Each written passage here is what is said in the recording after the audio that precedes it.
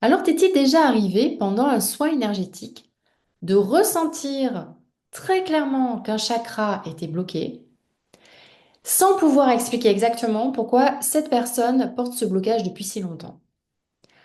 Comme si tu percevais la blessure, mais qu'il te manquait une pièce du puzzle pour comprendre l'origine profonde de cette vibration dans son âme. Et si je te disais qu'il existe un langage capable de révéler cette origine? Un langage ancien, universel, et pourtant encore trop peu utilisé par les praticiens énergétiques. Je veux parler du langage des nombres. Aujourd'hui, nous allons explorer comment la numérologie de l'âme peut devenir l'un des outils les plus puissants pour confirmer tes ressentis énergétiques et affiner tes soins. Alors bonjour et bienvenue dans cette vidéo. Moi c'est Céline et je suis numérologue, médium et j'accompagne les thérapeutes dans l'éveil de leur lumière divine afin qu'ils puissent l'incarner, incarner leur toute-puissance au travers de leurs soins et avec l'aide d'outils dont notamment la numérologie de l'âme. Alors, si tu es thérapeute holistique, tu es énergéticien, énergéticienne, praticien, praticienne en soins énergétiques, ou si simplement tu es une personne qui t'intéresse à la spiritualité et à tout ce monde de l'énergétique, alors sache que cette vidéo d'aujourd'hui, eh bien, risque fort de résonner particulièrement en toi. Parce que dans ta pratique quotidienne, eh bien, il t'arrive certainement de ressentir des déséquilibres énergétiques chez tes clients, de percevoir aussi intuitivement qu'un chakra est bloqué, qu'un autre est suractivé, ou encore de sentir qu'un schéma intérieur profond empêche la circulation naturelle de l'énergie. Et pourtant, même lorsque l'intuition est juste, il peut parfois manquer un outil de confirmation. Un langage symbolique qui permet d'expliquer à ton client ce qui se joue au niveau de son âme. Et c'est exactement là que la numérologie de l'âme devient un outil, mais d'une richesse incroyable. Alors aujourd'hui, je vais te montrer comment la numérologie peut venir éclairer, confirmer et affiner ta lecture énergétique en révélant les dynamiques profondes qui relient les nombres, les chakras et l'évolution de l'âme. Alors, lorsqu'on travaille dans le domaine énergétique, on sait que tout est vibration. Les émotions vibrent, les pensées vibrent, les organes vibrent.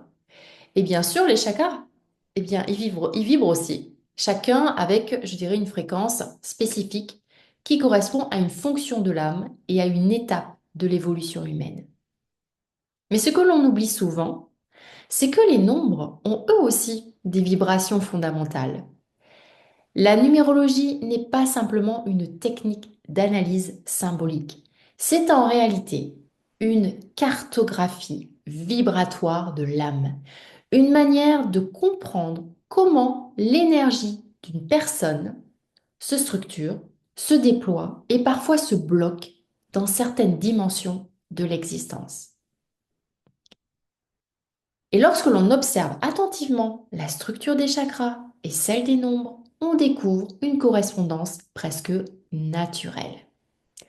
Les nombres décrivent les étapes d'incarnation de la conscience, tandis que les chakras, eux, eh bien, ils décrivent, les centres énergétiques à travers lesquels, eh bien, cette conscience se manifeste dans le corps et dans la vie. Autrement dit, les chakras représentent le lieu où l'énergie circule, tandis que les nombres, eh bien, représentent la manière dont cette énergie est programmée dans l'âme.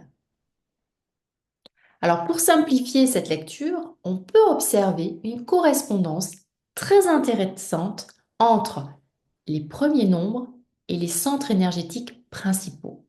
On va prendre par exemple le 1. Le 1 porte l'énergie de l'individualité, de l'incarnation, du droit d'exister. de la capacité à prendre sa place dans le monde. Et lorsque l'on observe le chakra racine, on retrouve exactement ces mêmes thématiques. La sécurité, l'ancrage, la légitimité d'être là. Une personne dont la numérologie met fortement en avant le 1, mais qui présente un chakra racine déséquilibré, peut souvent vivre un tiraillement entre un besoin profond d'exister pleinement et une peur inconsciente de manquer de sécurité. Le 2, lui, porte l'énergie de la relation, de la sensibilité, de la coopération et de l'écoute subtile. Cette vibration fait naturellement écho au chakra sacré, qui gouverne la relation à l'autre, les émotions et la fluidité des échanges. Dans ta pratique de thérapeute, il est très fréquent de rencontrer des personnes qui possèdent une forte vibration 2 dans leur thème numérologique, mais qui ont appris à couper leur sensibilité pour se protéger, ce qui se manifeste souvent par des blocages dans le bassin ou des difficultés à accueillir leurs émotions. Le 3, quant à lui, est le nombre de l'expression, de la créativité et de la communication. Il résonne naturellement avec le chakra du plexus solaire et la dynamique de l'expression personnelle. Car c'est dans ce centre que la personne développe son pouvoir personnel et sa capacité à rayonner. Et lorsque ce nombre est très présent dans l'âme d'une personne, mais que le plexus solaire est affaibli, eh bien on observe souvent des personnes extrêmement créatives qui n'osent pas prendre leur place ou montrer leur talent. Et ce qui rend la numérologie de l'âme particulièrement précieuse pour les praticiens, ce n'est pas simplement sa dimension symbolique, c'est sa capacité à mettre des mots précis sur ce que tu ressens déjà intuitivement. Imagine par exemple que tu reçois une personne pour un soin énergétique et que dès le début de la séance, tu ressens une tension importante au niveau du chakra du cœur. Tu perçois peut-être une blessure ancienne, un manque de confiance dans l'amour ou une difficulté à recevoir. Si tu analyses ensuite sa numérologie et que tu découvres que son nombre d'âme est le 6, qui correspond justement aux thématiques d'amour, aux thématiques de responsabilité affective, de guérison émotionnelle, alors tu obtiens une confirmation vibratoire extrêmement puissante. Et pour ton client, cela devient très parlant.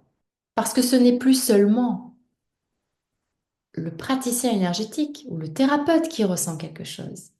C'est aussi le langage universel des nombres qui vient confirmer le travail énergétique.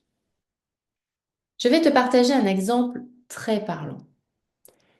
Imaginons une thérapeute qui consulte parce qu'elle ressent une fatigue chronique dans sa pratique, comme si elle donnait énormément, mais qu'elle avait du mal à se nourrir énergétiquement de ce qu'elle fait.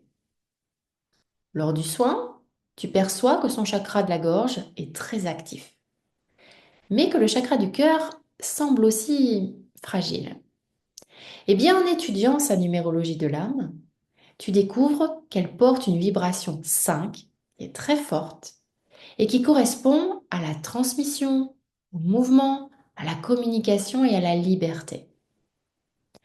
Mais en parallèle, son chemin de vie révèle un 4 qui demande de construire, de structurer, de sécuriser. Ce décalage énergétique peut créer une tension intérieure. L'âme veut transmettre et explorer, mais la structure intérieure n'est pas suffisamment solide pour soutenir ce mouvement. Dans ce cas, ton soin énergétique peut viser à renforcer l'ancrage et la stabilité du cœur, tandis que la numérologie te permet d'expliquer à la personne pourquoi elle ressent ce tiraillement. Et soudain, tout prend sens. Pour un thérapeute holistique ou énergétique, la difficulté n'est pas de ressentir l'énergie. La difficulté est souvent de traduire ce ressenti en compréhension claire pour le client. La numérologie de l'âme agit alors comme une grille de lecture complémentaire, un outil qui permet de relier l'intuition énergétique à une structure intelligible. Elle permet de répondre à des questions essentielles. Pourquoi cette personne revient toujours au même blocage? Pourquoi certains chakras semblent systématiquement surchargés? Pourquoi certaines guérisons sont rapides alors que d'autres prennent des années? Souvent, la réponse se trouve dans la programmation vibratoire de l'âme. Et lorsque l'on comprend cette programmation, eh bien les soins deviennent plus précis, plus alignés et souvent beaucoup plus profonds. Si tu es thérapeute énergétique, tu possèdes déjà un outil précieux, ta sensibilité. Mais imagine ce que ta pratique pourrait devenir si cette sensibilité était soutenue par un langage symbolique capable de confirmer tes ressentis et de guider tes soins avec encore plus de précision. La numérologie de l'âme n'est pas là pour remplacer ton intuition. Elle est là pour la soutenir, la clarifier, l'amplifier. Et lorsque les nombres et les chakras commencent à dialoguer ensemble, eh bien on découvre une lecture de l'être humain qui est à la fois subtile, cohérente et profondément transformatrice. Alors si cet épisode a résonné en toi, eh bien prends un moment pour observer tes clients sous cet angle nouveau. Parce que parfois, derrière un chakra bloqué, se cache simplement un nombre qui cherche à être compris. Et je te retrouve très bientôt pour une nouvelle vidéo.